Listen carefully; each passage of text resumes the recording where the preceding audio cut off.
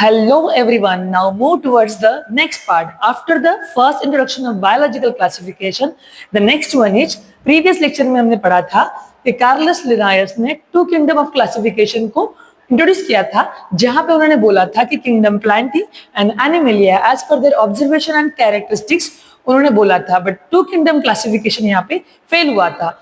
बाद में आया over a period of time three kingdom classification.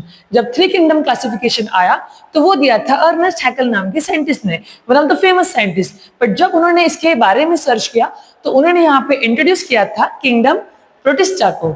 After that फिर आया four kingdom of classification. Four kingdom of classification में आया कोपलैंड। कोपलैंड ने इंट्रोड्यूस किया था किंगडम मोनेरा को। इट मीन्स मोनेरा से पहले किंगडम प्रोटिस्टा इंट्रोड्यूस हुआ था बच्चों। After that the last but not least five kingdom of classification, जिनको एंड में एग्जाम की with the help of that finalise किया था। वो फाइव किंगडम ऑफ क्लासिफिकेशन दिया था आर.एच. विटेकर ने इन द ईयर ऑफ 1969, और यहाँ पे उन्होंने इंट्रोड्यूस किया था फंगाई को। तो यहाँ पे पांच kingdom classification is one of the ideal classification because of so many things. तो यहाँ पे two kingdom, three kingdom, four kingdom के बाद फाइनलाइज हुआ फाइव किंगडम क्लासिफिकेशन, जो दिया था आर.एच. विटेकर ने, और जिनको हम बहुत सालों से स्टडी कर रहे हैं। Is that clear? I hope आपको यहाँ पे किंगडम्स के बारे में अच्छे से पता चल गया है। Now move towards the next one. अब बारी आती है यहाँ पे सिक्स किंगडम क्लासिफिकेशन की। अब ये सिक्स किंगडम है क्या? After five kingdom of classification यहाँ पे एनसीईआरटी ने कुछ लाइनें भी लिखी है। अब जहां पे उन लाइनों का मीनिंग ये है कि overall total six kingdom of classification थे, जहां पे तीन डोमेन सिस्टम थी। अब ये सिक्स किंगडम क्या है? तो six kingdom was given by the name of scientist Carl Woese. Carl Woese ने जब सिक्स किंगडम ऑफ क्लासिफिकेशन के बारे में बोला था तो यहाँ पे उन्होंने सारे ऑर्गेनिजम्स को पुट किया था सर्टेन कंडीशन में, कि जैसे पहले है मोनेरा, बाद में है protista, after that fungi, then plantae, then animalia. अब यहाँ पे मोनेरा के अंदर दो बड़े बड़े डोमेन बसे हुए हैं। The first domain is archaebacteria, जो हमें डिटेल में पढ़ना है। बाद में है यू बैक्टीरिया, उसके बारे में भी हमें इस टॉपिक में पढ़ना है। देन आता है प्रोटिस्टा, फंजाई, प्लांटियन, एनिमेलिया। इन सबको उन्होंने पुट किया था यूकैरियोट्स के अंदर। तो यहाँ पे किंगडम 6 क्यों बोले हैं? First, second, third, fourth, fifth, ये 5 तो पता है, बट छठा किंगडम जो है वो यहाँ पे दो मिला के होता है। तो first, second, third, fourth, fifth and sixth, तो हुए ना टोटल 6 किंगडम। अब डोमेन 3 क्यों बोले हैं? पहला डोमेन है, सबसे बड़ा है मोनेरा के अंदर का आर्कीबैक्टीरिया, दूसरा डोमेन है यू बैक्टीरिया, एंड तीसरा है सारे यूकैरियोटिक सेल जो लिखे हुए हैं protista, fungi, Plantae and animalia. तो यहाँ पे डोमेन को डिवाइड किया गया था सबसे इंपॉर्टेंट आरएनए के हिसाब से, जो basically based on 16 SR RNA थे जो बैक्टीरिया के अंदर पाए गए थे।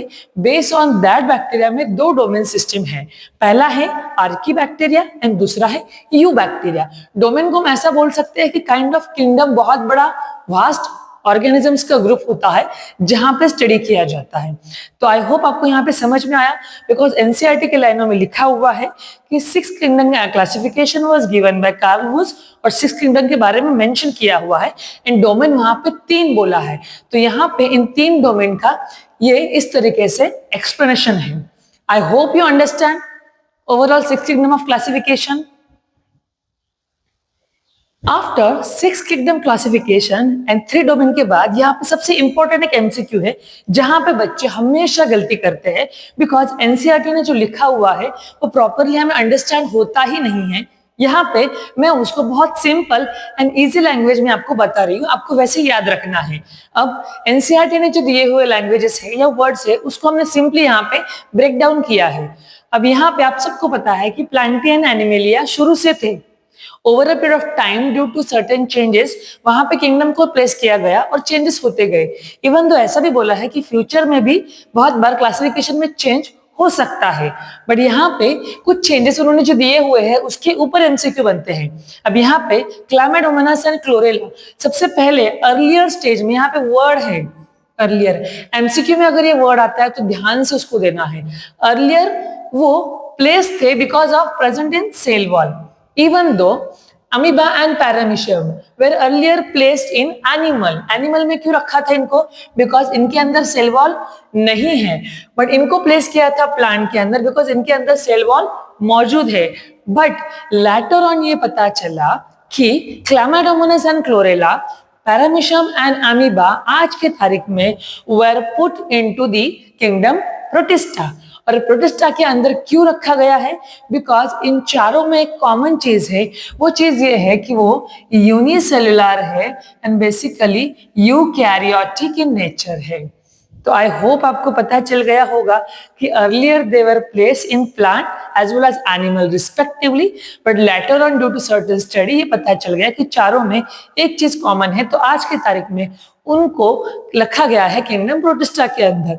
तो रिमेंबर माय डियर स्टूडेंट्स, यहाँ पे क्वेश्चन आइदर अर्लियर के बारे में पूछा जा सकता है या फिर रिसेंटली उनको कहाँ पे रखा गया है उसके बारे में भी पूछा जा सकता है। उसके लिए आपको एमसीक्यू को प्रॉपरली और ध्यान से पढ़ना होगा। आई होप आपको यहाँ तक क्लियर है कि इंट्रोडक्टरी पार्ट क्या था, बेसिकली उनके अंदर कौन कौन से किंगडम थे, और किंगडम के साथ ये वाले ड्रॉबैक्स जो थे वो बाद में उन्होंने क्या किए, रेक्टिफाई किए या करेक्ट किए। अब आपको किंगडम को याद कैसे करना है, बहुत सिंपल है। This one is called as kingdom monera. ये थोड़ा सा यहां से डिटैच है, हम बोल सकते हैं। तो किंगडम मोनेरा, उसके बाद प्रोटिस्टा, उसके बाद फंजाई, उसके बाद प्लांटी एंड देन एनिमेलिया।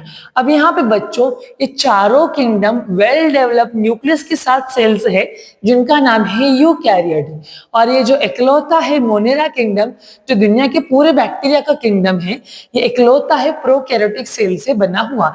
तो आप हमेशा आपके पाम से इसको याद कर सकते हो कि kingdom Monera is the thumb and rest of the kingdom protista, fungi, Plantae, animalia जो वेल डेवलप्ड यूकैरियोटिक सेल से बने हुए हैं।